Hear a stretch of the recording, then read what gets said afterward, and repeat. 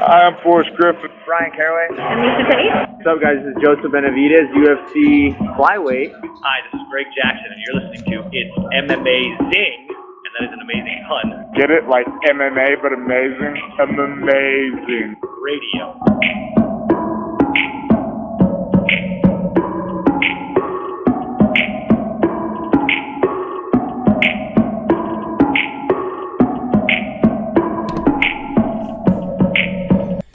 Welcome to It's MMAzing Radio. I am your host, Dr. Law.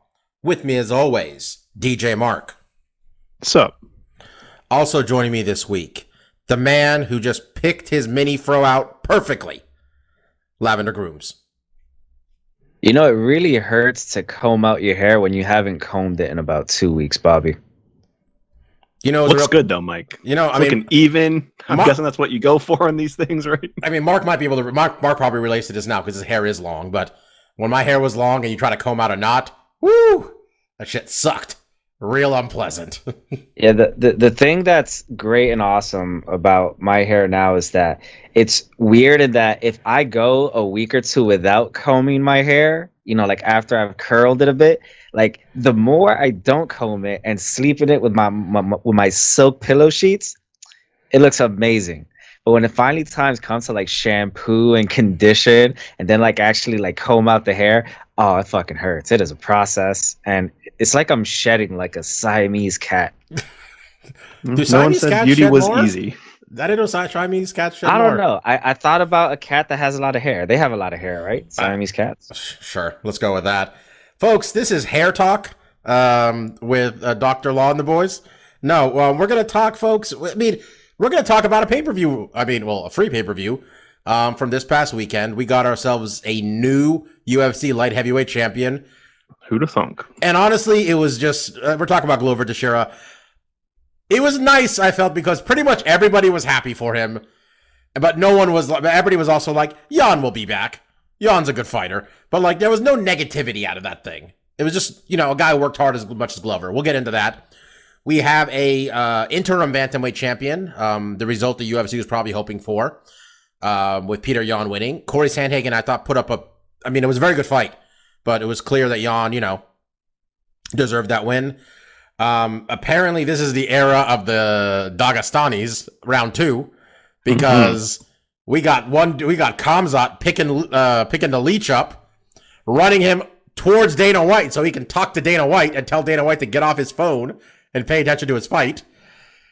We got, I'm not kidding, that's what happened. And then we got Islam Makhachev taking Dan Hooker in front of Khabib Nurmagomedov so Khabib can give him, you know, Kimura advice. So, yeah. Someone suggested we should call this UFC 268, you know, return of the Soviet Union. But Didn't some little people also fight in the stands? Didn't I see a video of that floating around? I mean, are you familiar? Was in the audience. Are you familiar with Hasbullah? Are you guys both familiar with Hasbullah? I know him as I heard the name. I heard the name this weekend. Okay, well, it's like a meme because people thought this was a child before, but it's just a he's an adult, right? But he has some kind of he's got I don't know what the medical term is. Like he looks like he's what, like isn't it still called dwarfism? One? Isn't that the medical term? I don't know. It's like Pio. Oh, y'all ain't Dominican. Y'all have no idea who Pio is. I don't know. No, okay, I don't want to defend. I guess Pio's like. I apologize if the terminology is incorrect. My understanding was the medical term was some sort of dwarfism, but yeah, he's a small man, and there's another little person who he's got beef with. Fight. Which did they ever fight? It's very contrived and fake, but they were being separated at the fight. Did you see this little Hasbullah throw hands at Rodrigo Nogueira? When he shook hands, he popped him in the mouth, and Rodrigo was like, "What the fuck?" He was headbutting actual Habib when they were doing the little photos, and that was kind of cute. He's a cute guy. Yeah, I mean, here's the thing. It's cute, but it's like when you remember this guy's probably like in his 30s. Is it that cute? Like, do you want to like, yo, Mark? Let's take a picture together, and I just like cutely like headbutt you. You know, you gonna do it back? Yeah. Well, look. Mike, I did see a video. I mean, look, is he being exploited? Is he part of it? I don't know, but I did see a video where whoever his like handler guy is, or his. They went to an electronics store, and the gimmick was you have 30 minutes. Whatever you can fit in this cart, we buy for you. So you know what? If you want to exploit me a little bit, but I get all the electronics I can throw into a cart. You know, I don't know. You comment that to people who used to watch wrestling. I mean, God bless. I remember King Kong Bundy flattened. That it was King Kong Bundy and two little wrestlers against Big John Studd and two little wrestlers, and King Kong Bundy squashed one of them like a bug. The crowd was horrified. It was objectively hilarious. So yeah, this is not new to get them in some sort of ring. All right, let's just fucking get into it. Mark, yes, Glover Teixeira and Jan Blachowicz, respectful all week, because quite frankly, who doesn't like Glover? John Jones was so happy for Glover on Twitter afterwards too. Like, but Glover went out there, took him down, and took care of business, I guess. I mean, it wasn't immediate, but it was clear that was a big factor for him in this fight, the ground game. Yeah. Yeah, it was interesting. I remember watching I think it was one of the embeds, and it was one of the press conferences before one of the interviewers asked, like, Glover, like, I don't want you to, like, tell us your strategy, but I'm sure it is to, like, get him against the cage and take him down. So, like, how are you going to do? And it's like, that's exactly Glover's strategy. You know, and the standing up, you know, obviously I think we all thought Jan, you know, had a pretty good, you know, advantage there. We've seen the legendary Polish power. Interesting enough, you know, both their best punches are left hooks. But we definitely, you know, and we mentioned it in our picks last week that, you know, Glover's best chance was to get this on the ground and use his submission game, which, you know, we all felt that he was vastly superior. And it was just his ability to get in a scenario where he was going to be able to take him down. And I think, Bob, you agreed with me. We kind of thought, like, well, I kind of think if Glover is going to get there, he's probably going to hit him with a strike that's going to, you know, drop Jan, and that's how he'll be able to get to the ground to initiate this the submission game. So it was really interesting to see him press the action, get him up against the cage, and complete a double leg takedown, which, I mean, you know, we've watched enough fights, you know, we've seen lots of, you know, fights end up in a double leg scenario against the cage. We don't see a lot of guys complete it. It's kind of a tough area to complete, you know, at a high level to complete those double legs. It takes a lot of energy. It takes a lot, you know, correct positioning and leverage to pick up a big man like Jan. Glover did all those things, and I was really impressed in that moment when he was able to get the double leg. It was a little disappointing that the rest of the first round, Jan really just seemed to want to hold him down, kind of negate the whole round, let Glover get that first round. And they kind of just stayed in guard. You know, I was glad the ref didn't stand him up. You know, Glover was still doing work. He was doing some decent ground and pound. He kept going for the old Mark Kerr neck crank, which I thought was nice. Yeah, Jan was just kind of begging for a stand-up, I thought, a lot, with, like, because he had the ankle wraps on too, right? It was like he was trying. Was that Jan, right? He had the ankle wraps on for the fight. No, he did, which was and he kept just closing the guard and trying to hold. And honestly, when it's those situations, I don't want to stop. I kind of don't like stand-ups. Honestly, I get if someone's doing nothing, but if you're getting hit and your best hope is to take the referee to help your ass up, I'm just like, nah, fuck you. Figure it out yourself, buddy. I think it really depends on what the guy on top's doing. If the guy on top's not doing anything, then it's like, okay, stand him up. This guy's just trying to utilize the position to get some rest in. But, like, you know when someone's trying to do damage, you know. Yeah, and like I was saying, Glover was doing good work, and he was using the. I mean, one of the old school wrestling kind of techniques to get a guy to open his guard is to go for that neck crank. Because how you relieve that pressure is to open your guard up and kind of scoop back and kind of, you know, make it so you're not, you know, your chin's not touching your belly button. And Jan, you know, he had to do that a couple times. He had to open the guard, but, you know, Glover wasn't able to pass. So most of the first round was just a stalemate, you know, in that guard position. But, you know, a good round for Glover. He got him down. He was able to control that round, get the first round on him. You know, good job there. The second round, you know, we saw them exchange some more on the hands, and we did see them exchange left hooks. And it definitely seemed like Glover's landed pretty good. It kind of rocked Jan a little bit. They got into another takedown scenario. This time Glover finished with a nice single leg ankle pick. And from there, it really didn't. I mean, honestly, overall in this fight, it just seemed like Jan wasn't in it. It just doesn't seem like his head was in it. It never seemed like he got out of second gear, because he was doing a decent job standing up, but he kept letting, when Glover would come forward, even sometimes when Glover wasn't coming forward, he just kind of let off the aggression. You know, he let Glover dictate some of the fight, allowed him to get caught up against the cage. And then even on the cage, and I guess, you know, Bob, we didn't really do a ton of homework on Jan. I guess his takedown defense has always been very suspect. I guess in the Alex Gustafsson fight, and maybe even the Thiago Silva fight, like, he got taken down pretty much at will. So I guess, from what I heard from people after the fight was like, Jan did a pretty good job stopping takedowns, but obviously not good enough. And once he did get rocked, got that single leg, once he wasn't in a guard scenario, he kind of had to play half guard. Glover passed pretty quickly right into Mount. And for Mount, it was just like, this is like basics 101, what you don't do with a jiu-jitsu guy. You don't just give up your back with the hooks in, I think he was flattened out instantly. I think he was already done almost, it felt like at that point. It seemed like mentally he got cracked pretty good, and like once it hit the ground, he was just like, the defenses just weren't there. He did not from Mount is not a death sentence like it used to be. A lot of guys you can buck in your hips and move around and get back to half guard and work your ground game again. It just didn't seem like Jan was there. Like once he got Mount, he was like, I'm turning my back and the rest will play itself out. So Glover just kind of took the choke, and it really, to me overall, I don't want to take anything away from Glover. It looked like it was Glover's best night and Jan's worst, because Glover did everything right. He was finishing wrestling takedowns. He lifted Jan with a double. He got him on an ankle pick. He was just on top. I think Glover, and it's weird to say this about a man who has as many submission victories as he does. This is 10 now.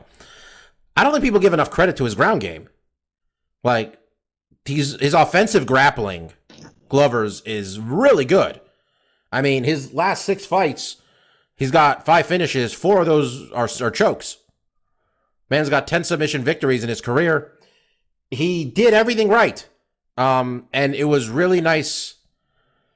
I don't know. I think I just have a soft spot for the old people, Mike. I'll be honest. I have a soft spot for all these old guys. I remember, Mark probably remembers me jumping up and down thrilled when Robbie Lawler won the title. Like, these guys have all been working, it's been this man's dream for a long time. I think we forget about how hard it was for Glover to get to this country, because we was like 28 fights in before he got here. And, now he's UFC champion. What do you think? You always enjoy when people that have been toiling away for a long time finally reach the mountaintop. We saw that with the aforementioned Robbie Lawler. We saw that with Michael Bisping. I think Randy Couture won the title a few times when he was like 43, 44, but he was still old as shit, and we still enjoyed when he won that title as well. It also helps that he's universally liked, and we like people going out on top. Not necessarily that this is Glover's last fight, but I do know that while I was working on Friday, goes to show how much I had to do on Friday. I was thinking, well, if he loses this fight, maybe he retires, because, as they mentioned in the broadcast, he wasn't going to get another shot at UFC Gold. So, sorry, Mike, but you think about what he had to do to get another shot too, because he lost to Jones in 2014, and then things were iffy for a while for him, and he admits, he was drinking a bit too much, but he had to rattle off 5 straight wins to get a title shot. 4 of those were finishes, and they weren't bums. Carl Roberson, Ion Cutelaba, Nikita Krylov, Anthony Smith, Thiago Santos. I know none of those names are Daniel Cormier, but those are the top of this division right now. And he did what he needed to do. And also, 3 of those wins happened in 2019. You don't often see 20-year-olds or 30-year-olds fighting 3 times and winning in a calendar year. And he was already in his 40s doing that. So that's impressive in itself. And I think we all know what's next. We thought we were getting Jan versus Yuri Prochaska. I enjoyed that. Yuri was just in the crowd. I enjoyed that. They just cut to Yuri in the crowd. Okay? Man of the people. That's an interesting matchup, man. I'm not sure we know a lot about Yuri's ground game. Off the top of my head, I don't know anything. But if I'm that man, we're just sprawling. Like, we're doing a lot of sprawling leading up to this fight. Marcus Jan, he's young. I think he's still pretty young, isn't he? Am I not? No, he is not. How old is he? Yeah. The champion's 42. How old is he? He's younger. He's younger than Glover. It was late 30s, like 38, 39. I don't think he's done, is what I'm getting at, though. No, I think Jan, I know he was a pretty one-sided fight, but Jan gets maybe 1 big win or 2 wins. He's right back in there as another title shot, I think. And I kind of feel bad for the guy that we never got to see him defend that title in Poland. You know, I bet if he'd gotten this one, you know, the world's kind of opening back up, they would have given him that. You know, him and Yuri in Poland, maybe another one that's a free pay-per-view. That would have been, you know, because I think Yuri is from. Is he Polish also or not?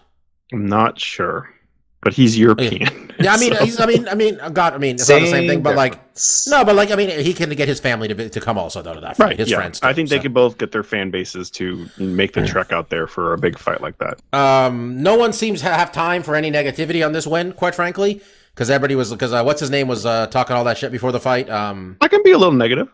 I can throw some negativity here. I mean, let me finish.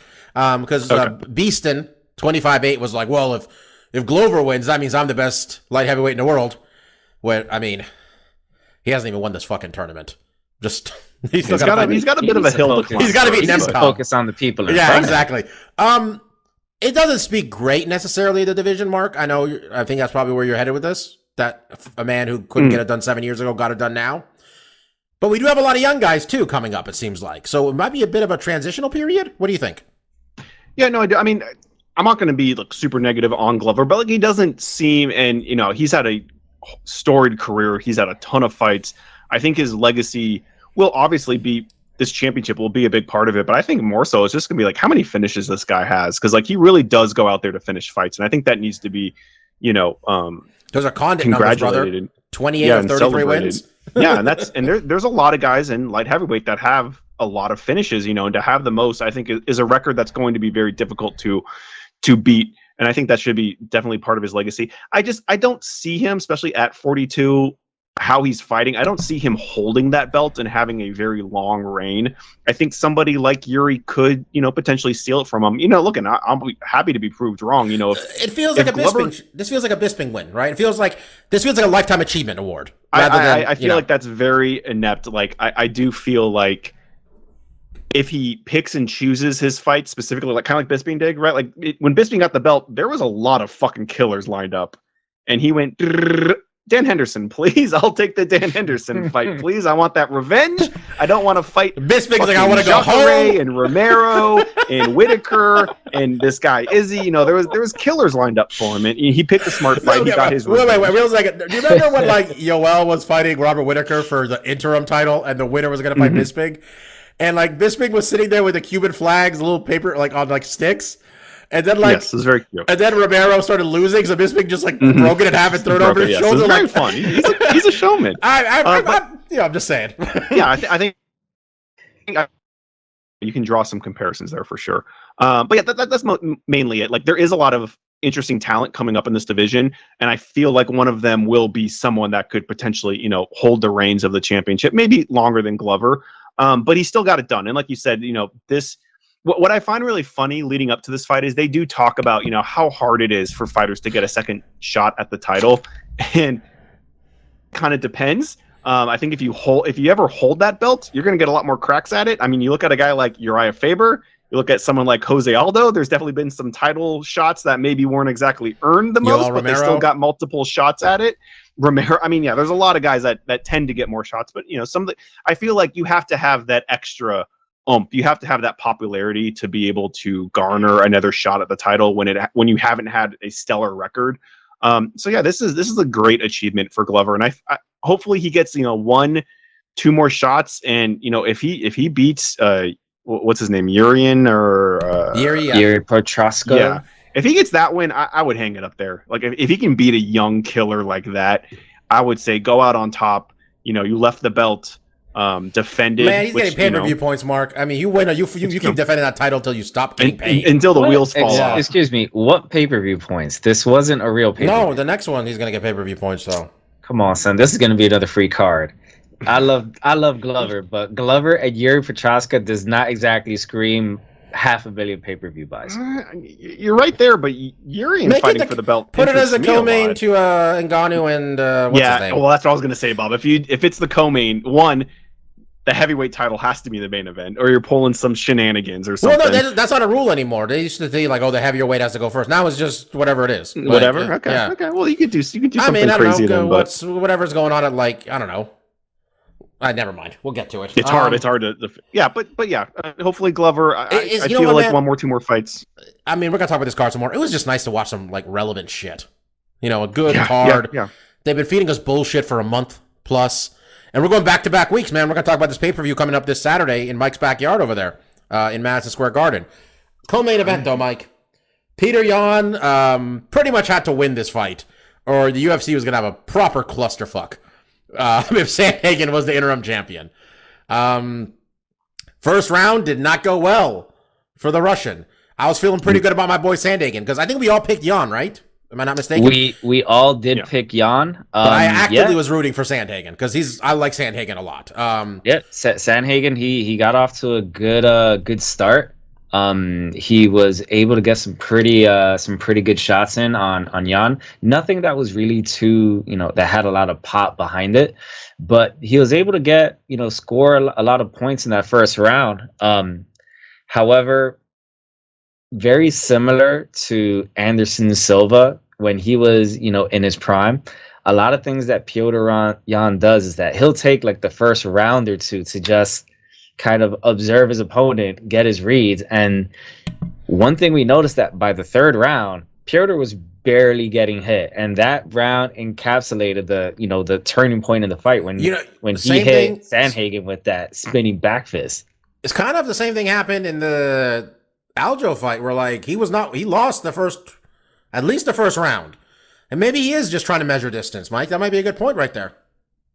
Yeah, and Sandhagen, he made an adjustment, but he made the adjustment, I think, too late in the fight, where in the fifth round, he actually started to utilize more of his elbows, but by then, it was too little too late. Sandhagen handily, besides the first round, he handily lost his fight, but it was still a good outing by Sandhagen, all in all. Yeah, Mark, Sandhagen himself, knows, good fight, but he's got to get better. 29 years old, he's not going anywhere. He's still right at the top of this division, right? We're going to see him get a proper title shot one day. Yeah, and again, leading up to this fight, they're saying oh, this is my shot, the title. It's really hard to get another shot. And I'm kind of thinking dude, you're right up there. When you're ranked 2 or 3, it's unless the wheels really fall off, you're always going to be kind of in the title contention, conversations. And with his losing performances against TJ and now Peter, it would be easy to kind of write him off and be oh, he's not championship material. But, what I see, and I think what a lot of people see, is a really talented young guy who's going to emerge better after these losses, is going to be able to take away some of the things that didn't go right in this fight. And I think a lot of it, personally, that first round was really good because I think he was mixing it up so much more. I feel in the third, fourth round, he stopped going to the body as much. He was landing some killer liver shots that he kind of abandoned. The kick stopped being as utilized, and he kind of focused on his hands to the head a little bit more. And Peter Yan was able to pick up the P's and Q's and utilize the better striking. And I think knocked him down in the fourth round with a spinning back fist and a big left hook after that. So it was a great fight. I don't think awesome Corey's going to be too far away from title contention at all. Yeah, the first round, all judges gave it to Corey Sandhagen. They all gave 4 through 5 to Yan. It seems like the second round was a bit of a point of contention for some people, but obviously that wasn't going to make a difference. Online, I saw online about maybe 50-50 on who people thought won the second round, but that's really where the tide turned for Yan. This weight class, guys, is nuts. You got Aljo at the top, Yan, Dillashaw, Sandhagen, Font, Aldo, Merab Divishvili, Cody Garbrandt, Edgar, Pedro Munoz, Marlon Moraes is fucking 10. This sport, 130, 125 is getting there too. 125 is right up there too, getting better. 170 pounds and down. The talent in this sport is insane right now. Just nuts. Huda, Mike, can you do a pretty good Aljamain Sterling impersonation based on his quote earlier today? Because they asked him, because TJ Dillashaw technically got a number one contender thing, when he beat Corey Sandhagen by the skin of his teeth. And, does that mean he's going to get he's going to be able to fight first or something? Is he going to get a first crack at the title? What do you, what is Aldo's response to that? Hell no. Or is that what you're going for here? I put a literal quote into our group chat. More F-bombs. Yeah. Try every other word. Literal quote is in there, buddy. Fuck TJ. Fuck TJ. Let TJ wait. That bitch motherfucker can wait. Is that what you want? Well, it was bitch ass motherfucker. I mean, Jesus, read the lines, Mike. But okay. Yeah, bitch. Oh, didn't notice that. Yeah, he did also continue to say, motherfucker, he's like, that cheater waited 2 years. He can wait a few more months. And I'm like, that's just burns that TJ's gonna have to take forever now. That bitch ass motherfucker. Is he from New York? He lives there. Oh, I know he's fighting out of there at least, but you guys think you invented bitch ass motherfucker? I don't know. I feel like that syntax right there is very aggressive. That's called he's talking out with Al. I quit too much. Too much talking hanging out with Al. My boy Al's returning this weekend, folks. We'll talk about that soon. Mark Aljo was like, "Am I crazy? Shouldn't we just unify the title first?" The answer is yes. We should give us this fucking rematch. We want this rematch. Yeah, that's what this was supposed to be. So I mean, I feel like Aljo should try to get one title defense in before he loses that shit. Well, no, I mean, look, he might lose. He's got to fight the interim. He might lose. Look, he might lose. He might make adjustments. He might win. This fucking sport's crazy. I mean, I'd probably pick Jan given how the first fight went, but I'm not going to rewrite history to not think Aljo won the first 2 rounds of that fight. Because he did. At least the first, I think. So, yeah, that's the fight. That's the way they got a rematch. They got a legitimate debate over who's the champion, too. Like, a lot of people think Peter Yan's the real champion. Yeah, I mean, he blew the fight. Like, he lost the fight. Yeah, Aljo didn't win. Not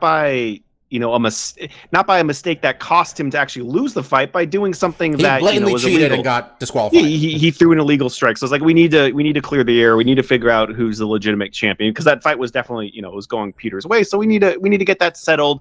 And then TJ can have his match. And I feel like, the argument there is completely just. The guy cheated. He had to wait 2 years. Well, then he also we need said to get that this settled first. He also said he's like, TJ won that last fight. Most people thought he didn't win that fight, which, I mean, doesn't matter what most people thought. Yeah, he did win it. But, I mean, it was a very close fight hitting Sandhagen. And Aljo's like, won a fight just grabbing a man from behind at his waist. At least go for a submission. So, but here's the thing, though, right? Like, you booked this fight, but obviously if Sterling can't make it, then it's TJ's, right? Like, yeah, I mean, what is a reasonable? This was supposed to be Sterling's fight, right? He couldn't make it because he didn't then it was supposed to be neck surgery. Then they asked TJ. TJ was hurt too because TJ blew his. TJ got cranked by his knee got cranked, right? Wasn't it by Corey or something? I don't exactly remember. Something happened. But yeah, I think obviously you make Sterling if that fight falls through, TJ's there as backup, and I feel like that's fair. Yeah, and then we'll see where it goes. I think a reasonable time is if he can defend the belt by March. Sure, that seems fair to me. If he can defend it by March, that seems like a good way to do it. Or if the UFC needs a pay-per-view, they'll just whatever. They'll make another interim title. An interim champion. Interim champion. Look, Islam Makhachev. All we can say is we hope Dan Hooker got paid, and he did act like he got paid a lot on Twitter when he was tweeting about his 2.5-minute loss to Islam Makhachev. I mean, Mark, what do we do? Who does Islam fight now? Let's just get to it. I mean, let's just skip to what happened here. If you look historically, who beats Dan Hooker and where they go next, it's usually a title shot. Now this division's kind of stacked. We're going to talk about a fight that is right up there with title contenders. Gaethje got angry because Cormier suggested Islam get a title shot, and Gaethje's like, "Fuck you! Like I'm fighting Michael Chandler for a title shot." Islam right now was ranked number 5. Has he beat Beneil Dariush yet? Beneil's number 3. That wouldn't be bad. That'd be fun. That'd be good. That'd be a good test. But I feel like it's hard to deny. Like this guy doesn't have quite like the resume that these other guys do. I mean, look at Gaethje, and you can even look at Chandler and what he's done in Bellator and holding the reins there for as long as he did. But at this point too, it's like he didn't just beat Dan Hooker. I mean, that was 5 versus 6, to be clear. Yeah, and he demolished him. I mean, you look at the Chandler fight too. Chandler kind of walked right through Dan Hooker too. So like you have to give a little props there. But like there was not much contention in this fight. Islam took him down pretty quickly, wrapped up that Kimura. Dan Hooker really didn't have a prayer in this one. So like did Dan he's Hooker, right there. Did Dan Hooker look? Dan Hooker's a very good fighter, and we know he took this fight quite frankly because he probably didn't think he was going to get another fight in for another 5 months because of how fucked up the immigration situation is, trying to go back and forth in New Zealand. This man was throwing leg kicks, like single leg kicks. A little foolish. I'm not saying he was phoning it in. No one ever phones anything in, but like, how much game planning went into this thing for him, man. He looks like he just kind of was showed up ready to fucking like. What happened here exactly? I mean, he seemed happy to get paid. Is really the end game, is what I'm getting out of this. What do you think, Mark? Well, I mean, I feel like he saw an opportunity to throw his to potentially get back in the title picture, and I'm sure he was thinking like, you know what, I'm a good stand-up fighter. I'm lengthy. If I can pull something off here, like I jump right back. People forget the Chandler fight real quick, and I lost to Poirier. If I can beat a guy like Islam, who has the hype train behind this guy is insane, and it's completely deserved too. So I think he was hoping for the best, you know, hoping that like his stand up was going to be able to get it done. And I mean, we can critique the submission defense and the takedown defense. I mean, on paper, this was a terrible matchup too. Honestly. On paper, he has Islam's horrible for the whole division. There's really no one that stacks up super well against him. But you need someone basically with like really good takedown defense. And shit, apologize, guys. Was Dan Hooker a late replacement? Like, did he replace someone who got injured? He did, but it wasn't that late. It was like supposed to be Dos Anjos, right? Yeah, it was supposed to be Dos Anjos, and this was a short notice fight for on some level for Dan Hooker. It honestly seems like there really wasn't that much to lose for Dan Hooker. He had nothing to lose. Because he does the UFC a solid by having their boy Makhachev stay on the card, and if he had won, then it would have been nothing but gravy. So this is the current rankings. Champion Oliveira, then Poirier, Gaethje, Dariush, Chandler, and Makhachev. So literally the only person in that equation not booked. I don't know if he's booked. Mike, can you see if Beneil Dariush is booked? I don't think so, but that'd be a good fight. I think that's the fight to make, because I do feel like, and I'm not even saying Gaethje Chandler, the winner of that, instantly becomes number one contender, because they both did get a crack at it. But have them fight, have Islam fight Dariush, and let's see who looks best at the end of it, and maybe they get the shot.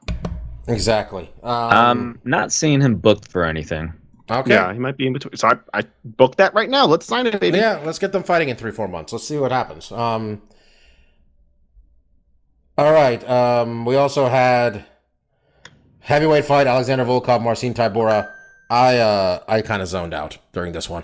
Yeah, I mean, once a heavyweight fight gets back, once it gets back to first round, a heavyweight fight, I knew there was going to be one fight, and I said it last night. There was going to be one fight on this card that the favorite didn't win, and I threw some dice at Marcin, and he came close. He won the second round off of just pure aggression and willpower.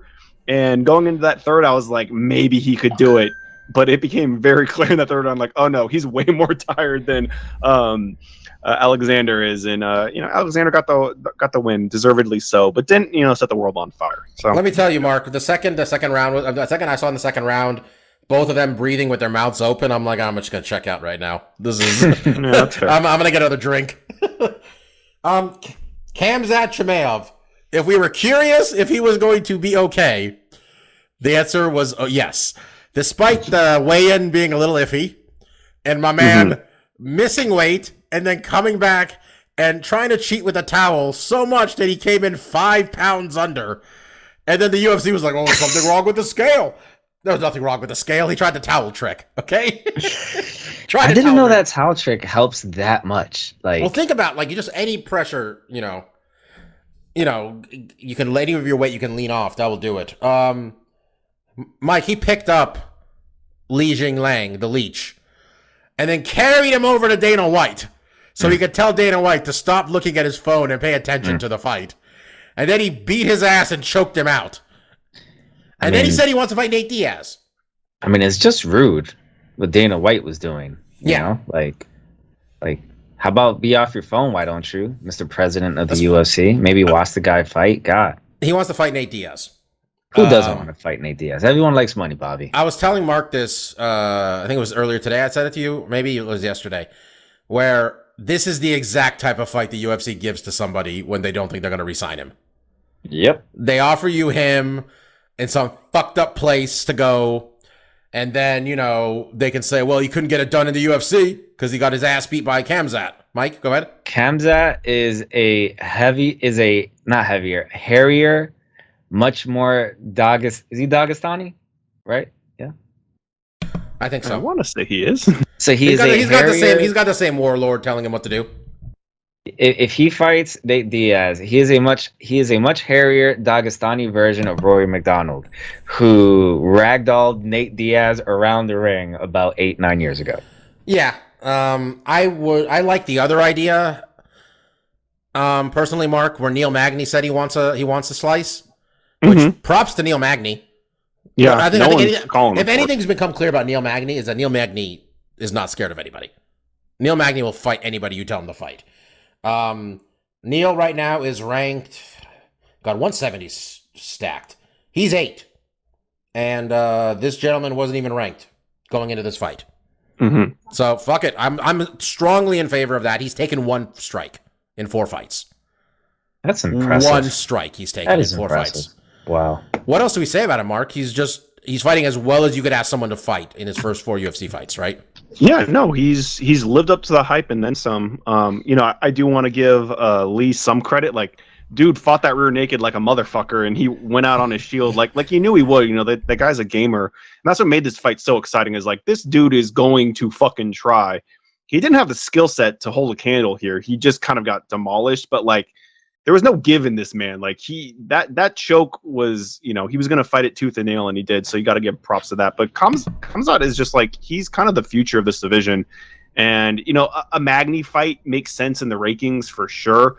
It also makes sense because like this dude's asking for it, where like I don't think anyone else was asking for it. I mean, but literally like, anybody in the rankings is fine with me. Give him anybody who's ranked in the top 15. Yeah. I mean, I think him. I think if you want to make this guy a star, you put him in with another star. You put him in with Nate or Jorge, and I think he beats those guys handily. And he also becomes a legit star then, because people are going to as long as his dance partner is someone that people know and care about. This guy could be something, he has the skill set. We've obviously seen that, but like, you put him in with a Neil Magny, I think that's a good test. I think Neil asking for it, I think give it to him just for that, but it's not going to make him much of a bigger star if he beats Neil. But like, he wants to be Diaz champion. Or Jorge. Does he want to be a champion, or does he want to be a star? Which one's he going for first? I think he can be both. I think you beat Nate Diaz, and then you fight for the title, and you become both. And then I think Usman is, I think some of the top guys are interesting challengers. Usman and him is really interesting. I think him and Colby can be really interesting. I just want to see this guy get in the second or third round. Let's see what's going on, man. That's true. Colby, I would say all the bad things in the world about Colby. And the one thing you'll never take away from that man is Colby's a fucking grinder. Like, Colby just goes. So that would be interesting, too. Lee was number 11. Ahead of him are Jeff Neal, Bilal Muhammad, Neil Magny. Jorge's booked. Michael Chiesa up there at 6. I think Chiesa might. I don't know if he's booked, but I think honestly, Neil makes the most sense. I mean, it seems like a UFC move to put this as a main event of a 5-round dog shit fight night, and then get angry at us for complaining about the card. That seems like the type of fight card, because I feel Neil ends up in a lot of 5-round fights on fight nights in my experience, based on what we've seen. We'll see though. Hell of a win for him though. Nice to see he recovered so well from COVID. Magomed Ankalaev, Volkan Ozdemir. Mark, Volkan's new fuckboy haircut did not help him win this fight. What'd you think? I mean, I don't know if I would call it fuckboy, but it definitely, when I first saw it, I was like, it kind of looks like he got hair plugs in. I mean, and I was just like, just rock the shaved head, man. Like, no worries there. You know what? If there's an opportunity to be on the borderline of calling it a fuckboy haircut, I'm going to call it a fuckboy haircut. Well, there you go. And it looked like a fuckboy haircut to me. Yeah, I mean, he had moments in the first round, like he cracked him, and it looked like, oh man, he might be able to get it done here. But pretty quickly, Magomed was able to just kind of take over. And surprisingly, in the striking too, like you kind of thought Ozdemir was going to dominate that aspect of the fight, especially because of early on he caught him and dropped him, and then it became pretty apparent that Magomed was just like way too fast, too technical, and Ozdemir really didn't have any answers for him. And Magomed, they were talking in the booth, like, maybe he could push the pace a little bit more and get him out of here. But like, when you're winning handily and you're finding your spots and scoring and doing good, it's like, are you going to risk really putting yourself out there to finish the guy, or just you get the decision like you're going to? So I think it was smart. It wasn't, the most, fantastic performance, but he looked like a legitimate threat. He's a legitimate contender. And like you were saying, Bob, there's a handful of young guys out here that are kind of climbing the ranks of light heavyweight, that are kind of revitalizing this division, which has kind of long been kind of a little sad. Light heavyweight was like the marquee division for a long time. We're talking Vanderlei, Quentin Jackson, Chuck Liddell, Tito Ortiz. These are like the major stars were coming out of this division. And John Jones he didn't just like own the division. He kind of killed it. Like no one else can, when you can't have an exciting fight or can't really hold a candle against a champion, you can't really become a star in that division. So him leaving, Jan was able to shine a little bit. And we've seen what Alexander Rikic. Have you noticed the lack of Americans? Yeah, there is. Because you're right. If you're an American who weighs 205 pounds and a really good athlete, because that's what we're getting now. That's why these other divisions are so good that I mentioned, Mark, is because we're getting really good athletes. We're getting premier athletes taking up this sport. Why would you do this and get paid what the UFC pays? Like, why would you? When you could, like, you've seen at heavyweight, it's a lot of athletes that maybe don't excel in their profession, like football players that second string. It's like, okay, well, then we got two French dudes at the top of that weight class. Yeah, there's that too. Yeah, I'm just saying. You're right, but I think that's where I get your angle here is like, if you're that size and athletic, there's other sports that you could participate in and make a lot more money at the professional level. But not everyone's going to be a star in those sports too. And some guys don't like. I mean, there's just personality wise. Like I never really liked team sports. I hated to be on a baseball team or a basketball team and lose a game and be like, well, fuck, I didn't really have control of that. I'm only one player. Sometimes the individual competitiveness is. There's people who are just, this is what they want to do. Is just there's a smaller pool to choose from. No, I agree. Yeah, I see what you're saying. One thing we got to mention is that Amanda Ribas was victorious over Verna Jandaroba. But Verna's an island boy. Aren't we all, though? Look, I'm not sure we talked about this on this podcast, but Island Boy is the song of the fucking fall, all right? You guys go out there and go on YouTube, Island Boy, and you hear that banger, okay? I'll just say this, having not have heard it until last week, when I first started listening to it, I was like, well, this is a travesty. This is a waste of my time. This is just two untalented, tattooed buffoons coming out here. But you can't deny there is a cadence to how they sing and their stupid lyrics that do get in your head. And I did the unthinkable and spreaded the viral infection to other people. To be like, look at this shit. Isn't this something? Guan, man. Mark, knowing your wife, did you show it to Christine? No. Oh, because I think Christine I showed it to our coworker. You gotta let her know that goodness, man. Yo, call her in right now. Call her in right now. No way. Christine's gonna think less of Mark, me, and you, Mike, when it's over. All right. The only news I really saw this week, besides TJ Dillashaw being called a bitch ass, was that... Did they officially book the Jake Paul, Tommy Fury thing? I think so. They did book Jake Paul, Tommy Fury. That's happening.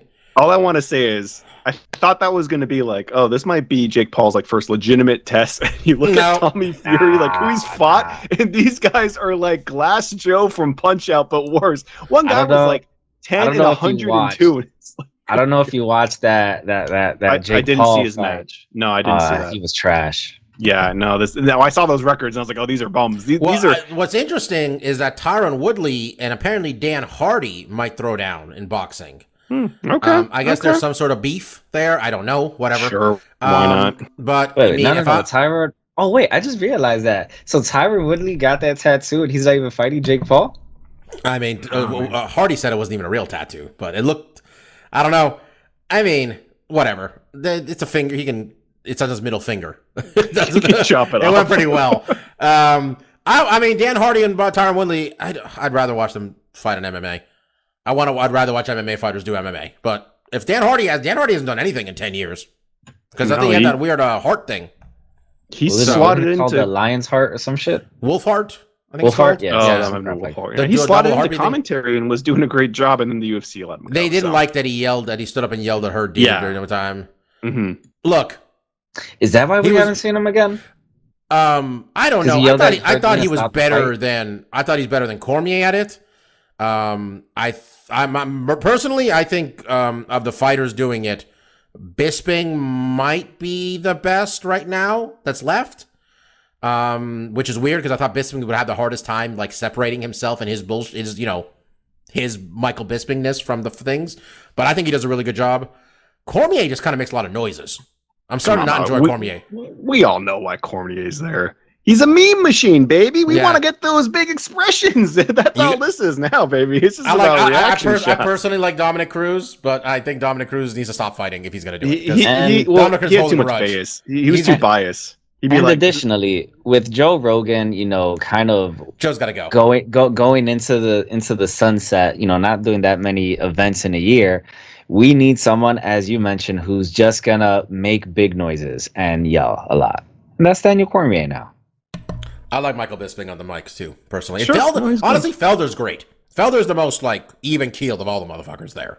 The booth is good. Like their analysis is spot. Like I used to come out here every week and be like, man, they're not even telling you what's happening in the fight correctly. Like they're giving you bad information, and I don't have those complaints anymore. Like there might be some things here and there, but for the most part, they're pretty much telling you what's happening. Well, there was that whole stretch in a way you can understand where we had Goldberg and Rogan, and it was a point where it looked like Rogan really wasn't doing the homework he needed to do, and that was never Goldberg's thing anyway. I mean, you can say a lot of things about Mike Goldberg. Mike Goldberg had a very specific role, and he's got to be those ads, change, baby. And he wasn't going to change. And Rogan was just kind of we kind of started expecting more because we had more people getting more into this sport beyond just the basic shit Joe would bring up. You know what I mean? Also, Joe is too busy now. Joe doesn't need to do this. I get that he's super popular and stuff, and I don't know. He brings eyes still, maybe, sure, but they don't need him. Bellator is going to crown a new lightweight champion this weekend. Oh, nice. One of the Pitbull brothers, the younger Pitbull brother, said he just didn't want it. Basically, I don't really understand what happened there, but I think but the fact that his brother is in the title fight makes me think that a deal was cut there. Personally, so we'll see. Let's just pick UFC 268 though. Let's do that. UFC 268 coming to you from the world's most famous arena, Madison Square Garden, coming in Manhattan, New York City, New York. What's that fucking train station right there too? Penn Station. Penn Station. I've been there way too many times to not get that wrong. Penn Station's right there too. Mike's going to have boots on the ground in that he's going to be in the room he's sitting in right now, miles away, but close-ish to the fight. Way closer to us. I will be approximately about 2.5 miles away. How much would it have to cost for you to be willing to go to this? Honest question. Not that I'm going to look for you. I'm just curious. I would have gone for maybe $100, $150. I think you could do that. It would just be bad seats. Yeah, but yeah. Maybe. All right, let me throw a caveat in there. $100, $150, and they're not the worst seats in the house. I don't think we're going to have a lot of analysis with some of these fights because we got some rematches, to be honest. Kamaru Usman, Colby Covington. Gonna run it back, brother. The first one I thought it was in New York. I'm wrong, though. It wasn't? Because they wanted it to be in New York, but then they both misplayed their hands with the UFC, and the UFC booked the BMF title fight instead. Oh, yeah. I remember that. It was in Vegas. Hell of a fight. Just a hell of a fight, the first one. One of the best welterweight title fights without someone named Robbie Lawler that you can imagine, really. Betting odds for this rematch. Do you guys have it up, either of you? I do not. Give me 1 sec. Minus 290, Kamaru Usman. Plus 225 to Colby Covington. This one seems less wrapped up in political bullshit, I think. I haven't heard as much. I have not. I've also muted Covington on Twitter a long time ago, though. It's possible. That also helps. I think the former president's demon spawn might be showing up, if that does it for people. Since their last fight, honestly, it looks like Kamaru Usman has really elevated his striking game. I think he trains... Is he training with Trevor Whitman? Yeah. Yeah. Trevor Whitman's... all 3 top fights he's coaching, so I love Trevor Whitman. I love Trevor Whitman. He is such a good coach. Trevor Whitman he threw in the towel on Nate Marquardt in a fight, and knowing that it would result in Nate Marquardt never wanting to be have him in his corner ever again. That's the type of coach he is. I respect that. I'm Colby. Colby has fought once, I think. Am I imagining this, guys? I think was that Robbie Lawler? Was it? Is it really Robbie Lawler? No, it's Tyron Woodley. It was Tyron Woodley. Yeah. I mean, he looked like himself. It's hard. One of them is advanced. One of them has really made a lot of strides, and the other hasn't, or at least we haven't seen it. Have a hard time picking Colby when I picked Kamaru the first time too, and the result went the way it is. So I got to go with Kamaru getting another win here. Kamaru looks like the best fighter in the world, period, right now. Mark, who do you got? Yeah, no, I agree. I agree with all that. Like, and even in rematches, you look at Jorge. The first match he dominated Jorge. He won every round. He utilized his wrestling just to completely stop anything Jorge had for him. In the second fight, he crushed him in like the most devastating KO of the year easily. The way he ragdolled that man with the punches, like that's he knocked him out, shoulder checked him into the ground. Yeah, like I mean the way Masvidal limped down and got pushed around is just like that really shows you like, yeah, this guy not only is he just getting better, but like he knows how to make the reads. He knows how to find those holes when he's fought in someone before. So I assume he's going to be even better in this Covington fight. And like you said, Bob, like Covington, as much as we all hate his personal politics, like as a person, this dude's pure fucking garbage. It's almost worse that we know he's playing a character too. It's almost worse, I think. Yeah, it almost makes it worse to me. Yeah, I think to a certain degree he agrees with it. He likes being the bad guy or whatever. But like he's an amazing talent. Like this guy, like you said earlier on, Bobby, like he loves to grind and he can push that pace as good as any of them.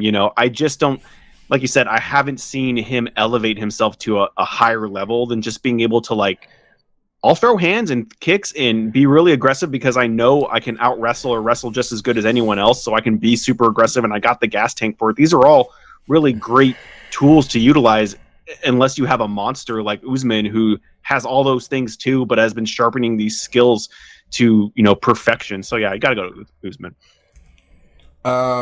Mike. Their first fight was close up until when Usman, broke his jaw and submitted him, I think, in the 4th, 5th round.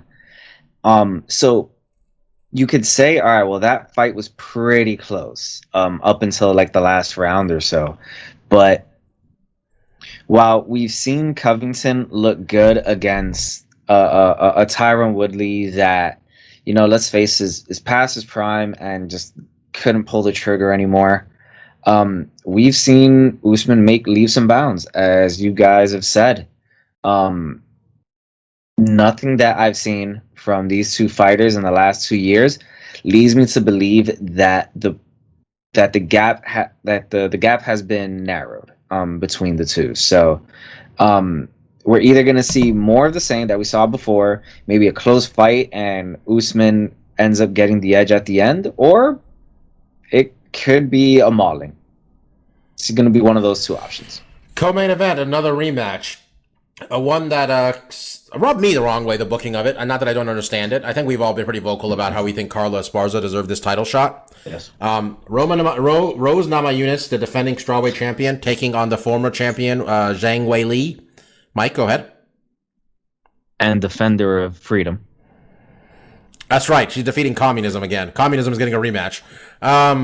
Red, not dead, folks. Good Lord, that was a weird week. So it's a really uncomfortable year. This last 2 years in this sport. Rose and Weili fought, was it 5 months ago? 6 months ago. Back at UFC 261, April. Fight was 78 seconds long, and Rose kicked her in the head. Rematch for this one, betting lines. Does anybody have it? Yes. Jesus Christ. Jesus Christ, guys. Yes, I I thought do. you had it. Stefan, come back. It is a pick 'em fight. Negative 110. All right. I'm just gonna say this. They fought before. One person won in 80 seconds. And not that I don't think it's a fluke. Weili gets a lot of she's like Vanderlei Silva comparisons and shit like that. Weili's real hittable. You can hit Weili. Weili's making no effort not to get hit. And Rose has the rare thing in this weight class of being able to stop motherfuckers with power. And Weili seemed to have a lot of excuses about why she lost. And not, hey, this other girl was better than me. And I'm not picking her. I got Rose again. Mark? Yeah, this one's tough because I do feel like Weili could win this fight. I really do feel like she could. I mean, I'm not saying Rose got lucky. That was a great head kick. It was a great question mark kick that Wei Ling just ate. But I do feel like, if this fight goes longer, absolutely, she has the power. I think and really why I'm leaning a little bit towards Wei Ling is just that we're all tied up here. You gotta make these moves every now and then. Even though the move last week cost me my lead. But like this could be a good one because I know everyone wants Rose to win. When they pick Wei Lee, give us that lead. Come on. Yeah, see, Mike. You're saying that, but you're also a 4-time loser. I have won twice, so I can't take your egging as I got a belt over here too. as necessarily a bad omen. Fucking Chris Cyborg, man. But it's just I don't want to pick. And in fairness, I'm gonna pick it because I feel like what I messed up last week was Marcin. I just picked him randomly. I could have picked anyone else and almost got lucky. Dude, we got some close fights coming up on this. You don't have to pull the trigger here, man. Pull it. But pull it. It's a good. Take it. Pick who you I'm gonna pick Wei Ling. I'm gonna make right. it interesting. I mean, my heart's pulling for Rose. I feel like this sport has lost a lot of its soul. It's become formulaic. I mean, we can talk about Stefan kind of fell out of the love with the sport.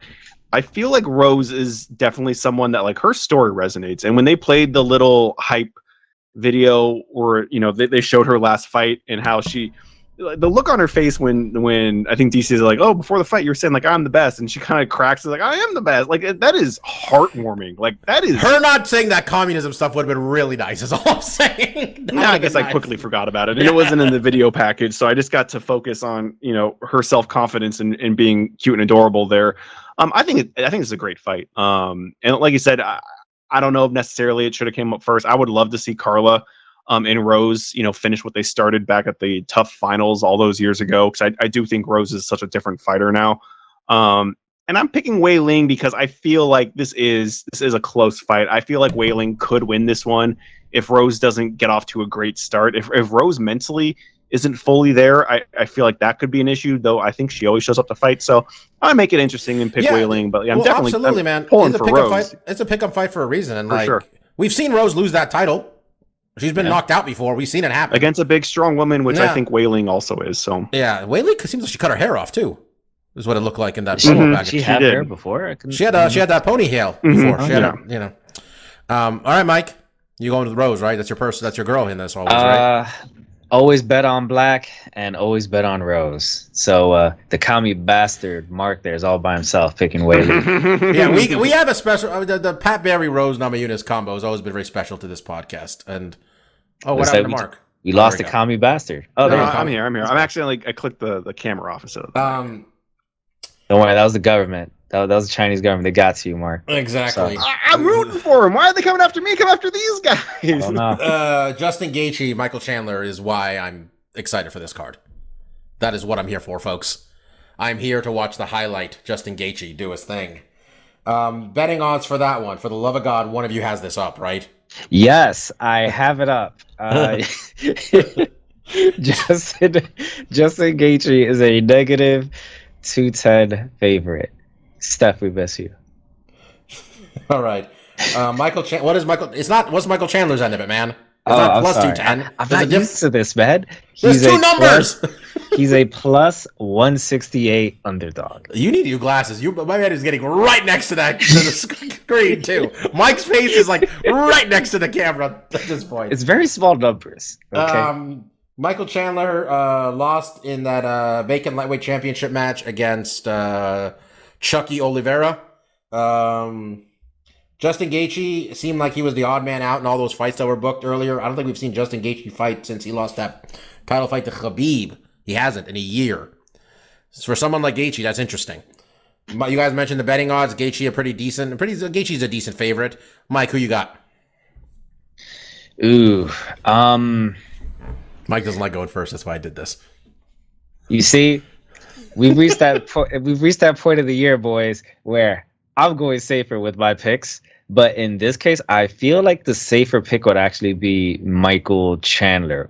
While Justin Gaethje has made a lot of strides, and he's not Homer Simpson versus Tatum from The Simpsons anymore when it comes to getting hit, I still think that Chandler can catch him in this fight.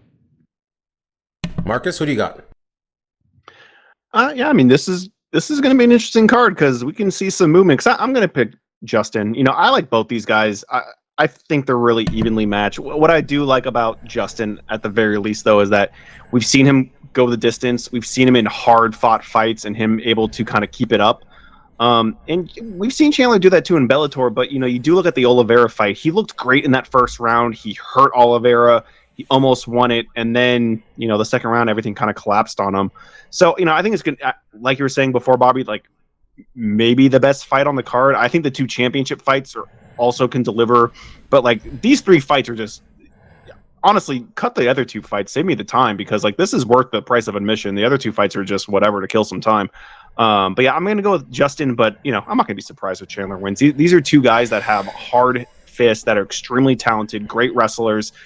They have it all going, so it's really just going to be who shows up, the most prepared. And I think Gaethje's been making those adjustments a little bit better than Chandler has. Chandler definitely not going to be vaccinated. We learned that much. He was waiting for FDA approval, and then he's like, I'm just not going to do it.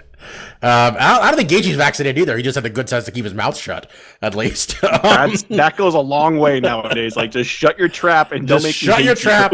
Look, I'm taking that Trevor Whitman parlay, baby. Right, and we're gonna go 3. I'm going the Trevor Whitman parlay. All 3 of them. That's a good parlay. You're actually putting money on that because I don't hate it. We both know how much I'm trying to. It's just not going. Sure, well. You've gone to great lengths to even be able to attempt. I'm working on it. So. We're gonna see if my little brother wants to drive into the state of Nevada for me at some point this next weekend. He's not that far now. He'll do it. No, he has no car. Is the problem? Okay, well that makes things a lot more difficult. So. Yeah, I have, you guys, we've talked about it. I've been the one, talking about Justin Gaethje since he was in the World Series of Fighting. I was watching him fight in those rec centers, it looked like, and I'm like, he's killing people. He does not care what happens to him. The only fight I haven't picked him in was against Khabib. Because, come on. Come on, man. Come on, man. I got Justin Gaethje, and I think Justin Gaethje fighting the winner of Charles Oliveira and Dustin Poirier would be really cool. If it's Dustin, that was a sick fight. Mm-hmm. And he's made adjustments, and Dustin's made adjustments. That'd be a sick fight. I don't think he's fought Oliveira, but at this point, Oliveira hasn't had a boring fight ever. We're like 20 fights in with this motherfucker. Not one of them has been boring. I just love this weight class. It's so good. So good. Mm-hmm. Yeah, I got that Trevor Whitman parlay, baby. I'm going to figure out how much that pays out, too. That's what I'm going to do at some point while we're talking. But next fight on the card is... We're skipping Shane Burgos and Billy Quarantillo. No disrespect to Shane Burgos or Billy. We just don't. I don't know. None of us know Billy well enough to do anything but pick Shane. Time to shine and get because we all think the world of Shane. Crew on board. And we know it's gonna be good because Shane fights are good. Shane throws down. It's gonna be a good fight. All 5 of these fights actually look pretty good. We are picking old man Frankie Edgar, who's gonna take off those loafers. Take off his comfortable sweater. Go down, drive from Tom's River over to Madison Square Garden, and get in a scrap with Marlon Vera, who just seems like a real prick. Him saying that racist stuff about Song Yadong really bummed me out because all of his other prickiness has been really entertaining to me. Betting odds for this one, I think Edgar's an underdog here, boys, right?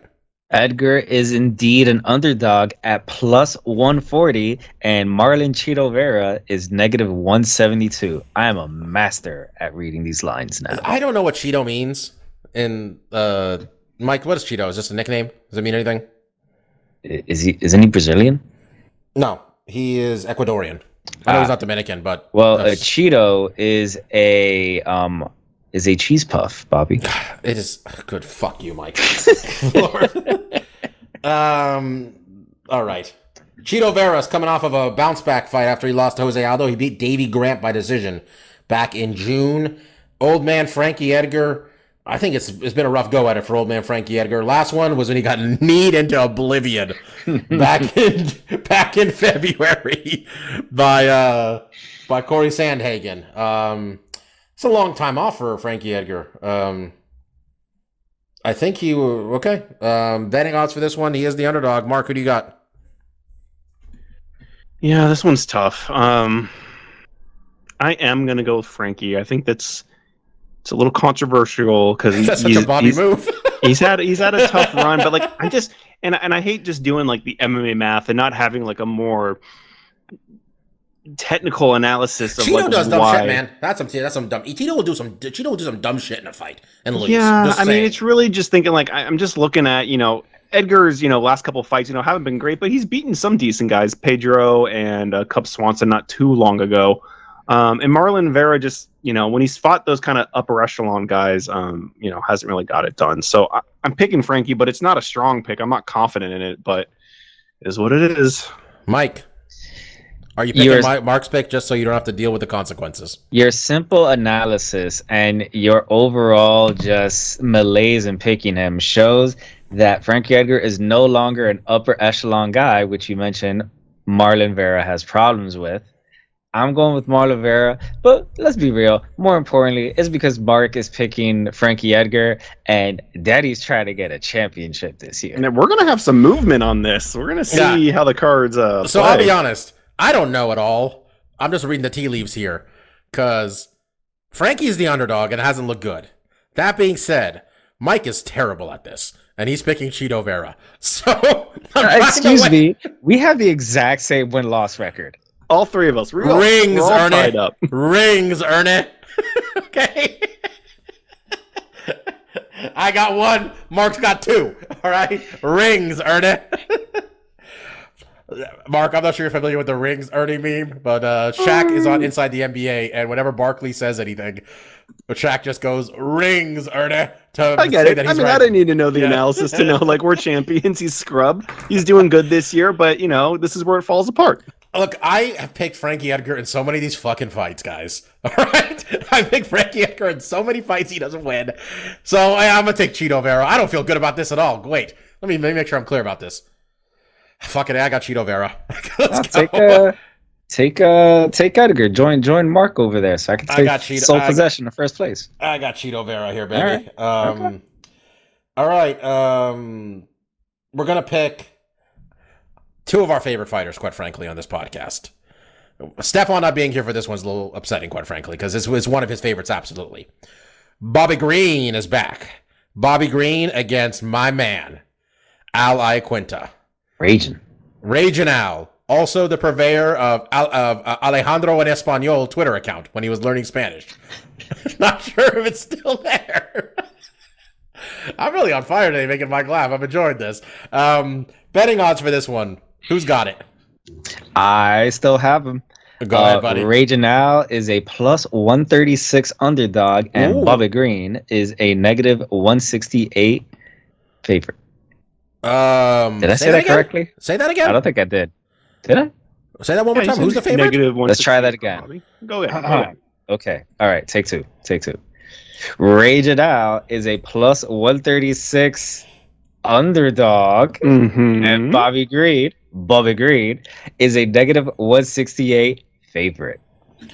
I, at this point in their careers, think Al's better. Like, better ranked, better overall. Has Bobby been on a win streak? That something happened? Like, I'm not trying to be disrespectful here, Bobby Green. No, you understand where I'm coming from here, Mark? They both have 2 losses. I'm kind of agree with you, Bobby, and I love Bobby Green. I'm taking Raging Al. I love Raging Al. Raging Al is the most woke fighter in the UFC. I look forward to his grievances with the UFC when this is over. It's going to provide good podcast material. So I got Raging Al. Mark, who do you got? I hate to do it because I do legitimately like Bobby Green. We all do. A lot more than Al Iaquinta. You've always been on the ban. I've never been. Look, if I need to buy a house in the tri-state area, maybe I call up Al. But otherwise, I'm not conversing with. But 1 second. No. The tri-state area. He's probably only really good in Long Island, so you got to find someone else. Okay. I just knew the tri-state area. I just realized Mike's trying to buy a house and he didn't call Al. Adjacent. Mike's trying to buy a place to live and he didn't call Al Iaquinta, is what we just realized. Here, True, fair, good point.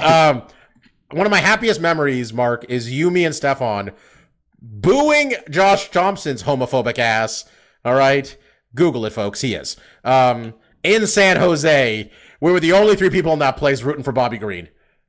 Okay, and it might have been Sacramento. Either way, and Bobby Green won. You heard 3 people cheering. It was us 3. So we love Bobby Green. Go ahead, though. Yeah. That being said, I mean, I agree with you, Bob. Like, Bobby has really kind of struggled in the UFC, and I think Al's a tough, stylistic fight for him. A good wrestler, someone who's also pretty good at stand up, and Bobby's fight style just allows him to be kind of taken advantage with judges. He likes to fight with his hands down. He eats kicks and just he says nothing hurts. He'll shake his head probably 50 times in this fight saying nothing hurt, but it's like, that's not winning the judges over. So I feel like this fight's going to go to the decision. I feel like Al's going to do just enough in New York. I'm going to put that little caveat out there too, to get the judges nod here. So I'm going to go with Al, but I kind of hope Bobby wins still. Where's Bobby from? Do we know? Probably not New York. I got the wiki up right here. He is from Fontana, California. Oh, he's from LA. Okay. There you not go. A good part. Not a good part. He's a gangster. Frankly, we know that. We know this dude. Yeah, Bobby has a rough life, man. Yeah, you want to talk about real gangsters? He's real as it gets, look, to be clear, if Bobby Green wins, I'll be perfectly happy with it. West Coast, best coast. But Al's my guy right now, and I think he's just better. I don't understand this betting line. I feel I missed something. I know he hasn't fought in a while, but I feel I missed something. Because his losses are to Dan Hooker and Donald Cerrone, which the Donald one's not great, but who the fuck are these people Bobby Green lost to?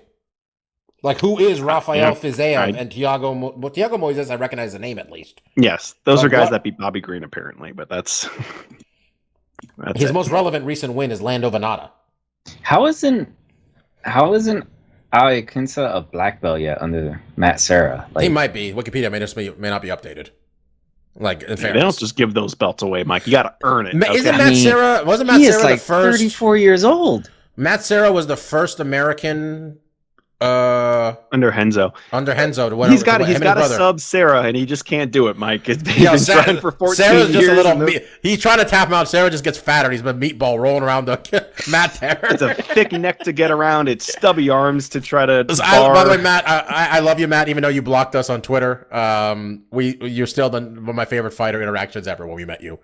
Why did he block us? What did you or Stefan do? It was me. I didn't tag his podcast, so he was definitely doing some vanity searching, where I shit on the UFC unrestricted podcast pretty heavily. This was called like state radio. That was a great. I called it state run radio. I called it state run radio. Yeah, I didn't come up with that. I definitely stole that from Ben Folks. I honestly, I should sign up for the co-main event podcast Patreon just so I feel better about how much I talk about their podcast. Sure, you should do that and then take the good bits and sprinkle them on over here. Our listeners no, but come on, man. Know, I mean, this was right around when like Ariel got kicked out and yada yada. Sure. But yeah, love it. I love Matt Serra. Mike, who do you got? Oh, I'm going with Rage now. It's New York all day. All of a sudden, Bet on Black doesn't apply with Mike, huh? Mike doesn't understand. So real talk, does anybody understand his betting line? I understand if it's close, but like, how's Bobby the favorite? I was a little taken back too because they both are coming off 2 losses. I have to imagine like Bobby's been pretty active in 2020. He's been a more active fighter. Yeah, one fight in 2021. Got one fight in 2021. He had 4 fights in 2020 and 1 fight in 2021. So like 2021 hasn't been, but like Al hasn't fought since 2019. So I have to imagine that's it. A little ring rust. Because Al takes the pandemic seriously, folks. That's why Al takes the pandemic seriously. Yeah. Okay. Honestly, I thought a betting line was going to be like what we saw with Gaethje and Chandler. I thought about close to like 200 for Al is what I expected, but whatever. Anything else relevant on this card you guys want to point out besides the return of Edmund Shabazian? He's still very young. There's still a lot of promise there. He probably needs a better coach. Does that summarize him well? I hear his head movement is off the chain, though. Phil Hawes is pretty good.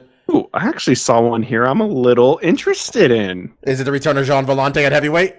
It's the other side, Bobby, that really got me. This is my boy Chris Barnett. They have Chris Barnett. Is Chris Barnett UFC before? Yeah, he fought Ben Bed and Rothwell and got his ass kicked, and I guess it was like short notice. So I was like, please give this guy another shot because he is really fun. So I'm actually interested in that fight. This is the guy that's as tall as me, right? That's that heavyweight? Yeah. Yeah, he used to fight in Korea under God, I don't know what they're like. I know it's not ONE FC, but they have like another like Seoul FC. Yeah, it's Road FC. Good call. It was Road FC.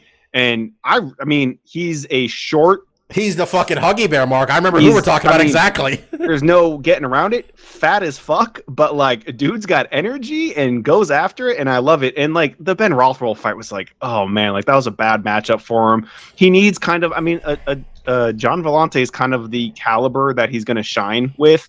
You know, he's not going to be a title contender, but he's a fun watch. So I'm interested. I think John is like an all-American wrestler. It's time to dust that off, buddy. That one interests me. So yeah, that's the only. Everything else is. Dude, I'm excited now, man. I didn't know the Huggy Bear. I just saw it. I'm like, wait, that is the Huggy Bear. Yep. So that's great.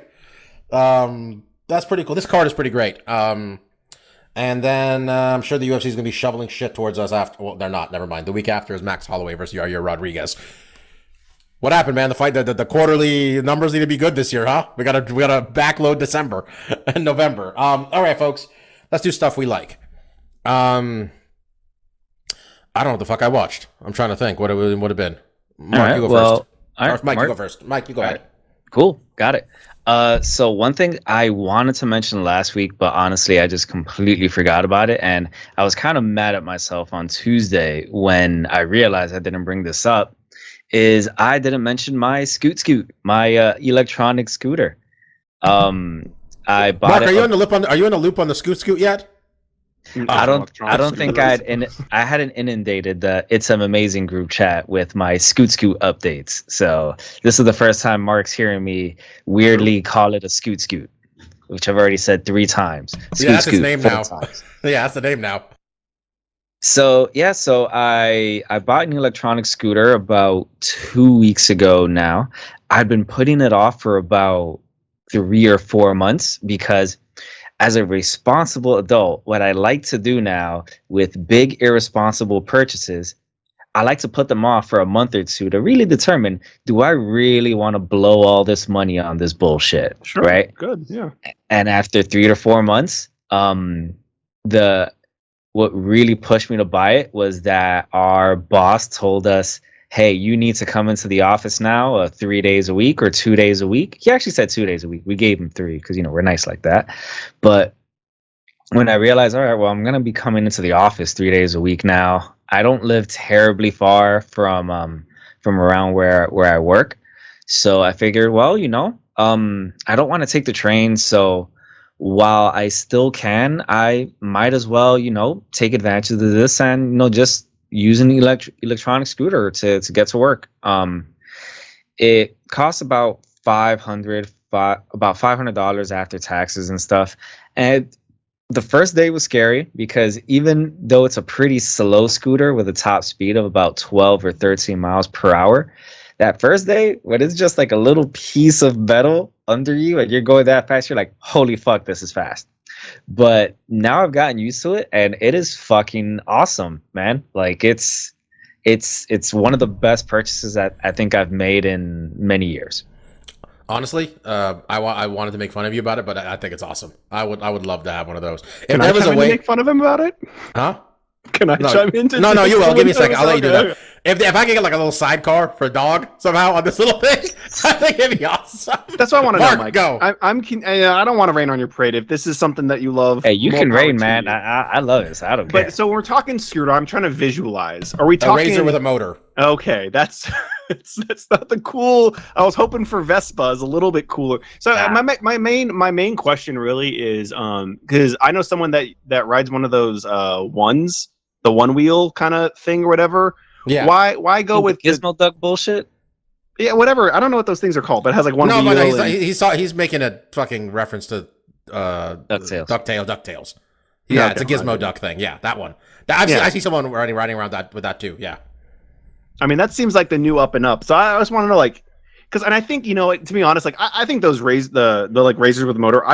I always thought they were kind of cool, but then like they had all those Renta ones in San Francisco, and everyone was like, "Fuck this shit!" And I was like, "Okay, not gonna touch that with a 10-foot pole." They always seem fun, but I was like, "Oh, I can't ride this without becoming like a pariah in the city." I'm guessing New York doesn't have that problem, but it sounds cool, man. As long as so I guess, are you on the sidewalk? Are you bike lane? Like, where do you ride it to get to work? So I ride it on the bike lane. Okay. So I'll normally, when I'm going to work, I'll shoot down on 2nd Ave. So because there's a dedicated bike lane basically all the way down to 56th, Nice. where my job is. So yeah, normally I'm going faster than regular bicycles, slower than the e-bikes that also use the bike lane. So I'm pretty much going right in the middle. One good thing about the bike lanes is when you're riding on one of those, it's you're pretty safe. You don't have to worry about a possible car side swiping you, but that's the case with a bicycle as well. So that's not really too big a change for me. The one big thing I do that a lot of people on electronic scooters don't do is that I don't care for the style. I always wear a helmet. And when Safety first, bro. And when you've got an afro, let me tell you, that is a sacrifice. Yo, man, I remember 4 years riding a bicycle in Davis, California, not wearing a helmet like a dumbass. None of us wore helmets, so smart of you to wear one. I mean, especially in New York, man. Like those streets can be crazy. Yeah. Like you're saying, like you have multiple a lane. messenger deaths a year, isn't it? Like you get you hear about it a lot. Isn't that what happens? Yeah. Yeah. So I want an e-bike. So yeah, I didn't know e-bikes can still ride in the bike lane though. That intrigues me. Last dude, question? Yeah. What's up? How are you charging it? Can you charge? Because I was thinking the other day, if I got an electronic car, I don't have a house. I have an apartment. How the fuck would I charge this thing besides going to charge stations? I mean, can you just bring this into your house and just plug it into a wall outlet, or do you have to just go to somewhere special? Or so this is definitely smaller than an electronic car, for sure. So I am able to bring it into my house, and I am able to charge it through a wall socket. How long does it take? So if it's at 0% power, it might take 2 hours maybe to charge. What is your That's not battery bad life? at all. Yeah, what is the battery life on this thing? I rode it out to Queens on Friday. I did about 5 miles, and when I got to the bar I was going to, it was at 25% after 5 miles. So let's say maybe a range of about 7.5 miles. Okay. Is it possible to swap the battery out? There is. There's actually a supplemental battery that I have a Segway kick scooter E22. And there is I don't know exactly what it's called, but I guess an external battery pack that those types of scooters have, that it extends the range by double, and it also increases your top speed by about 3 or 4 miles per hour. So you're gonna get that? I'm probably gonna get it. I'm pretty sure I'm keeping this. Amazon has a very liberal return policy, so I thought, especially this time of year. Yes. This time of year, it's even longer. So I also bought it thinking, if I don't absolutely love it, I will return it. I absolutely love it, so I'm probably gonna sink another $200 to get the extended battery. I think that's awesome. Yeah, I think Marcus, if you got a car, I've had that conversation. I think my next car, is got to be some sort of plug-in something. It just seems like we're headed that way. But I'm paying $75 for fucking gas. Yeah, I can't do this anymore. My dad has a plug-in car, and he's like, oh yeah, they install a plug-in thing to your house. I was like, well, I don't live in a fucking house. That was my brother's issue. How the hell am I going to charge this thing? I got to find a station, and I hate all these fucking Tesla motherfuckers that take up all these spots over by Target and shit. Yeah. And they're just sitting there all day waiting to charge their cars. And I'm like, dude, get out of here. People got to shop here. Fuck. My brother had that problem because he lived in an apartment when he got his Tesla. Yeah. And he used to just charge it when he come to my parents' house. And I remember we talked about it. He's like, there's a outlet near my spot in the apartment building. He says, but who pays for that? Does it just go towards HOA? What happens? And I'm like, I don't want to be that asshole. There is one of my neighbors has got an electric bike, and his parking spot is below his balcony, and this motherfucker just throws a cable down. Yeah, and I was just like, that's the way to do it. That's the way to do it. Isn't there a homeowners association? Should they be like, what the fuck, yeah? I mean, our HOA, let me tell you, our HOA said you can't have a dog bigger than 25 pounds. And let me tell you, I mean, my dog's 22 pounds, but the last dog we had in this house was not 25 pounds. That your dog, all right, maybe I guess never assumed how much dogs weigh, but your dog is barely 25 pounds. Your dog is so small. Yeah, she's actually kind of lanky for what she is. But yeah, Mark's dog's huge. Mark's dogs are 60 pounds, 70 pounds, aren't they? Yeah, Xena's a little around 80 and Sadie's around like 40 or so. Yeah, so it's like a fucking like 10-year-old. You know, what do you got going on over there? So you got that's what you got. Anything else, Mike, this week? No, that's pretty much it. Congrats, Marcus. Let's end with you because mine is not that interesting. I don't think I realized. Right. So I purchased. Well, it might be interesting to some people. I purchased the Google Pixel Pro 6. Oh, that's right. The latest and greatest smartphone that is apparently hard to get. Cases are impossible to get. I ran into that problem because Google sent me the wrong case. Sent me the case for the Google Pixel 6. I have a Pixel 6 Pro. So I had to buy some janky-ass case from Amazon. That's going to have to hold me over. It appears the Google phones previously had not sold as well as this one. So there was not as many manufacturers prepared with cases. This is Google's first attempt at a premium phone, possibly ever. And they really fucking went for it, man. This thing's got 12 gigabytes of RAM in it. There's like 5 cameras. It's got a 50 megapixel bitch on this thing. There's just a lot going on with this. It is so fast. I'm not thrilled with a lot of developments in the way we're going with cell phones, where like I'm not a professional photographer. And obviously if I'm referring to this as professional photography, I'm wrong. But I don't need this level of camera in a phone. It's cool.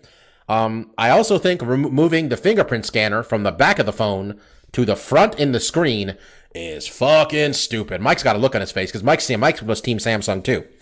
I've gotten used to it, Mike. I'll be honest with you, because it's a matter of like instead of like your pointer finger unlocking it, you just use your thumbs like to unlock it. Battery life is great. Essentially, like what iPhone users do. I don't think it's on the screen with iPhones, is it? I thought it's on the thing. I don't know. I'm not an iPhone person. I think it's kind of like on the bottom of the thing. Yeah, this one's literally like, I guess like maybe like from the bottom, maybe like 20% up is where it is. And it's just a matter of like just getting your thumbs and stuff scanned in there. It's nice to be running pure Android. This is the stuff for the tech people. Pure Android runs great on it. Android 12 is really cool. Just visually. I immediately abandoned the whole gesture thing where they're like, okay, instead of a back button, you swipe a bunch of fucking places. I'm putting buttons. I need those on-screen buttons. I need a back button. I need the multiple apps button. I need the home button. That's how I operate with these phones. So, I really like it though. I buy a lot of Google stuff. Doesn't mean I'm always think they're good. I've had a lot of shitty Google products too. This one doesn't seem half-baked. It's nice that they put some effort into it. And if you're just looking for a phone, and I don't think you necessarily need to get the Pixel 6 Pro, because the regular one is $600, the Pro was $900, and I was looking for a spec'd out monster phone. That's why I went for the $900. The $600 Pixel 6 is a hell of a deal. Hell of a deal. I'm pretty much just talking to Mike at this point, though. I don't think Mike's ready to cave yet. But Mike's enjoying Team Samsung. They also abandoned the rear fingerprint scanner for the next one, Mike, just letting you know. Awesome. So yeah, we're just ruining shit. No micro SD slots or anything. I need to get a 5G SIM card. I tried, but my T-Mobile store was useless. Couldn't get it done. T-Mobile in general is trash, folks. We can all do better. But yeah, it's a good phone. I got no complaints about it so far. Just the fingerprint scanner thing just took me a little bit to get used to. But I have there's certain things on it like bedtime mode where like only certain people can call you if it's during certain hours. Your phone goes like black and white almost to conserve battery if you do use it to encourage you to get proper sleep. There's some cool stuff in here, but yeah, if you're a tech person, the reviews are accurate of what you're reading about. It's really fast. The fingerprint sensor is a little bit, but yeah. Marcus, what do you got this week? Yeah, not a ton on the docket. I can't think there's any particular show or movie that we watched that was anything. I thought you watched Squid Game with Stefan. What happened? To watch what? Oh, I watched the first episode. Mike's watched the whole thing, so I'll just say this: it took a while for that first episode to grab me in any way, because I mean, purposely the characters are kind of not super likable, so it's just I'm watching this asshole for a long time being an asshole, and it's just I don't care if this guy joins the murder squad game. I could give a shit, kill them all, whatever. But by the end, I was okay, I'm intrigued. I want to watch more, but it wasn't I think what my hope was, because Stefan has been, and a lot of people have been, raving about the show and saying how good it is. And personally, for like me and Christine, neither of us individually have a big desire to watch it. So a lot of our intentions to watch is just purely based off of like high recommendations from people. So I this weekend I hung out with Steph for a while, and he's like, "Okay, why don't you come over? We'll get some food and we'll watch the first episode of Squid Game." And I was like, "That's perfect. That's a good excuse for me to see it. And then once it wins me over, then I'll be like, oh, Christine, like this show's awesome. You're gonna like it. Let's start watching it immediately." And I think we're still going to watch. I still want to watch more of it, but I was kind of hoping it kind of just like really just dug its heels into me and just really got me excited for it. And it didn't quite do that. Like, I'm still intrigued. I want to see where it goes, and I'm definitely going to watch it still at some point. But I was kind of hoping it kind of would blow my socks off, and I'd just be like when I got home, with like, Christine, I know we want to watch other stuff for Halloween or whatever, but like, we're gonna take time out to watch this, and I don't quite have that strong of feelings on it. Do you have a question, Bob? No? Oh no. Okay. Didn't know if you were raising your hand to throw in something. So yeah, hopefully we'll watch it in the next couple of weeks and we can talk about it on the show or whatever, because that SEO, people love talking about that Squid Game. I think we're late on that already. That's true. That is very true. That we need something else to come out, guys. That train has passed. We're not talking about the Chappelle thing. We're not doing the Squid Game stuff. We're just old, man. Yeah, we're out of the loop. I mean, not Mike. Mike's watched it. So, but what I did, get to enjoy this week and enjoy quite a bit, was the Guardians of the Galaxy game. This was a game that I personally was really excited for when they first announced it. The general consensus of the video gamers online was very negative about this game. Like, these characters look like knockoffs. They look like the cheap, action figures you'd find in some like third-rate grocery store with, not the right character names or whatever. It got a lot of flack, and I personally didn't really see that when I was watching trailers leading up to them. I was like, this game seems fun. Like, the characters seem like they have like their own thing going on. It's definitely going for, kind of a comedic styling, which doesn't always land, but like, I thought leading up to it, I was impressed and excited for it. When the reviews came out last week, which I talked about on the show, they were very, positive about the game, and a lot of people were surprised about how good it was. So getting into it myself, like, I'll say like, this is a narrative driven game. So the main focal point is the story that's going on and the characters. So like, if that's something that you're not super drawn into to games, like, this game's not going to do it for you. Like, the combat itself, I think, is fun and interesting, how you kind of play as Star-Lord. You get abilities for the other characters, but you're kind of just telling them what to do and like what attacks to do when. Kind of like a Final Fantasy VII, but not even that engaging. So like, the combat itself has been fine, but nothing to write home about. And it's really just been about the characters. And what I have found interesting is I'm not super familiar with Guardians of the Galaxies in the comics, but I knew enough about it to know like the MCU definitely changed some stuff. And one thing I learned early on about Star-Lord, like, his whole shtick is that like, he has this gun, and this gun can do a bunch of crazy shit. Like, it can do a bunch of elemental damage and do a bunch of like ice rays and electricity, whatever. And that was kind of its like big spiel. And the video game kind of plays, I guess, off more of the comics. And even knowing that, like, there's some things they mentioned Thanos and what happened to him that's very different from the movies. So there's enough different here that you're not going to be like, oh, they're just retreading the movies or whatever. And again, I think the characters are just written really well. I've heard people complain like, oh, the voice acting, I wish they would have gotten the MCU people to reprise the roles. And I really don't see that. I think the voice acting's pretty good.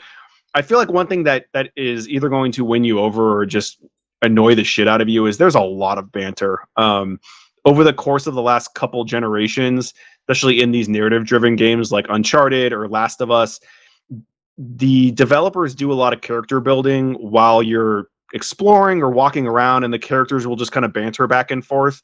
And this game has the most banter I've ever heard in a game. Like, normally in these type of games, I would wait for the characters to stop conversing until I like go into the next checkpoint or do the next story thing.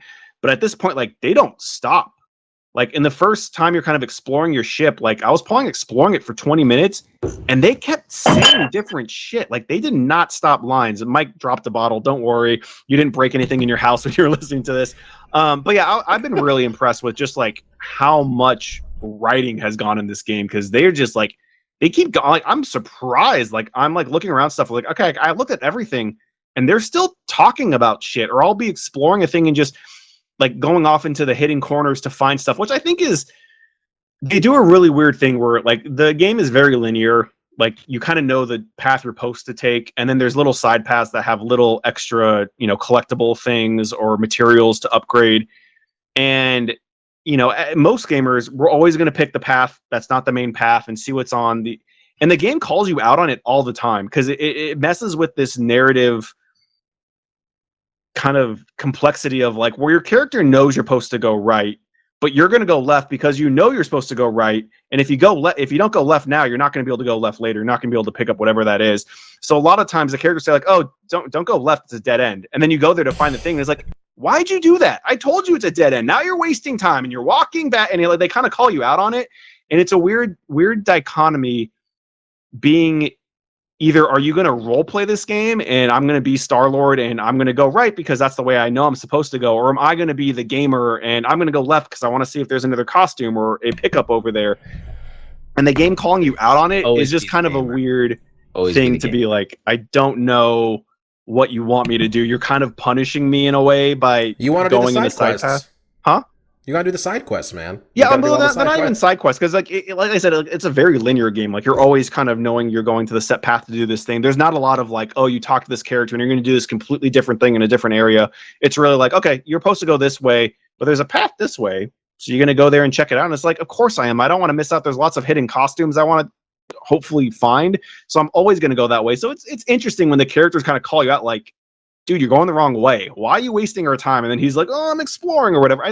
It's interesting. They do a lot with the writing. So I feel like if you're the type of gamer that is like gameplay first, this game's not going to be a lot to write home about. I do think the battle system is fun and engaging and at times challenging. I'm not super far into it, but like there's definitely been a couple battles where it's like, okay, I kind of need to focus a little bit more and kind of realize what's going on and work with the abilities that I have at any given time and kind of have synergy between my characters. But the driving force is the story, and I've really been enjoying it. So yeah, I've had a great time with Guardians, and I'm looking forward to completing it.